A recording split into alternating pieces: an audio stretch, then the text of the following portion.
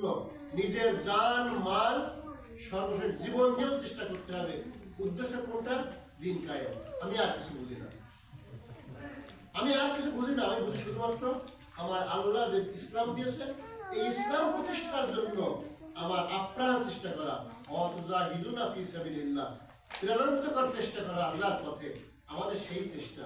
এই চেষ্টা করার কারণেই অধ্যাপক মিয়া গোলাম পরওয়ার বলেছেন, যদি আজকে যারা ধানের কথা বলে, তারা যদি বলে এখন থেকে আমাদের স্লোগান হবে লড়াই তাকবীর আল্লাহু আকবার, আমার নেতা তোমার নেতা বিশ্বনবী মোস্তফা, সর্বকালের শ্রেষ্ঠ নেতা বিশ্বনবী মোস্তফা, এই স্লোগান যেই দিবে না কেন আমরা তার সাথে কাজ করব, তার পক্ষে ভোট দিব, তার সাথেই লেগে যাবো ইনশাআল্লাহ। আজকে এই স্লোগান আল্লাহ আমার রব, রসুল আমার নেতা, কুরআন আমার সংবিধান, ইসলামী জীবনের ব্যবস্থা, এই স্লোগান দিচ্ছে দারুল্লাহর লোকেরা, এই স্লোগান দিচ্ছে গোলাম পরওয়ার লোকেরা, এই স্লোগান দিচ্ছে বাংলাদেশ জামায়াত ইসলামী।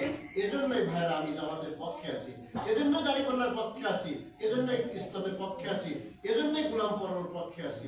আজ যদি গোলাম পরওয়ার এই স্লোগান না দিয়ে স্লোগান দেয় আমার নেতা তোমার নেতা বঙ্গবন্ধু জাতির পিতা, আমার নেতা তোমার নেতা শহীদ প্রেসিডেন্ট জিয়াউর রহমান, আমার নেতা তোমার নেতা এরশাদ, তাহলে আজকের থেকে গোলাম পরওয়ারকে ত্যাগ করে দেব। আর যদি রবি সাহেব স্লোগান দিতে পারেন, আমি রবি সাহেব পিছনে দাঁড়াতে স্লোগান দিয়ে শুরু করবো। সম্মানিত ভাইরা, অনুরোধ একটাই, আজ গোলাম পরওয়ার এই স্লোগান নিয়ে এসেছে, এই স্লোগানের মাধ্যমে তিনি জান্নাতের টিকিট বিক্রি করছেন না, তিনি জান্নাতের পথ দেখাচ্ছেন।